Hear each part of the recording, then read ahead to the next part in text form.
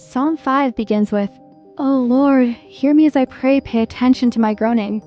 Listen to my cry for help, my King and my God, for I pray to no one but you." This is a prayer of desperation, raw, real, and deeply personal.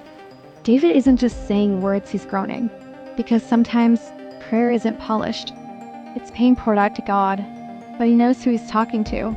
Not just a God, but his God, his King, his only hope. The psalm continues with, "Each morning I bring my request to you and wait expectantly." David starts his day with God, not scrolling, not stressing, praying, then waiting. It's a rhythm of trust. Speak and expect God to move. Even when the answer doesn't come right away, faith waits. Then shows us in verse 4 through 6, "Oh God, you take no pleasure in wickedness. You hate all who do evil." David isn't confused about who God is. God is holy. He's not neutral about evil. He doesn't tolerate injustice. This isn't a harsh truth, it's a hopeful one, because it means God will not let darkness win.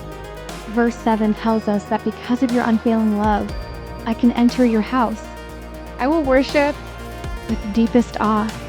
David knows he's not worthy to stand before God because he's perfect.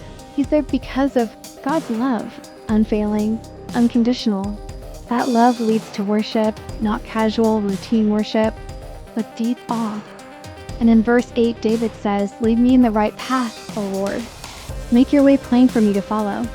In a world of noise, lies, and confusion, David doesn't trust himself to figure it all out. He asks God to make the path clear. What if we started each day that way? Not asking God to bless our plans, but to lead us in His. We then move on to verses 10 and 11, "My enemies cannot speak a truthful word. Declare them guilty, O God." David doesn't sugarcoat what he's up against. The lies, the deception, the evil is real. And he doesn't pretend he can fix it. So he hands it over to God. Justice belongs to the Lord.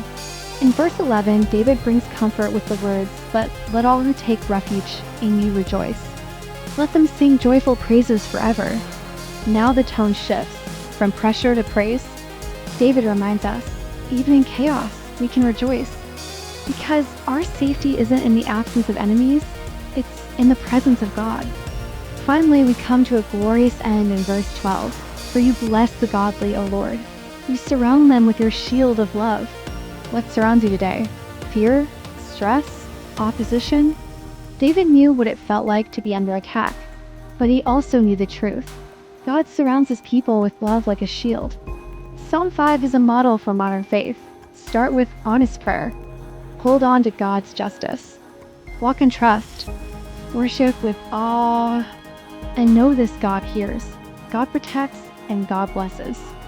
So even when the world is wild and the pressure feels heavy, you can still sing, still rejoice, still rest. Because the Lord surrounds you,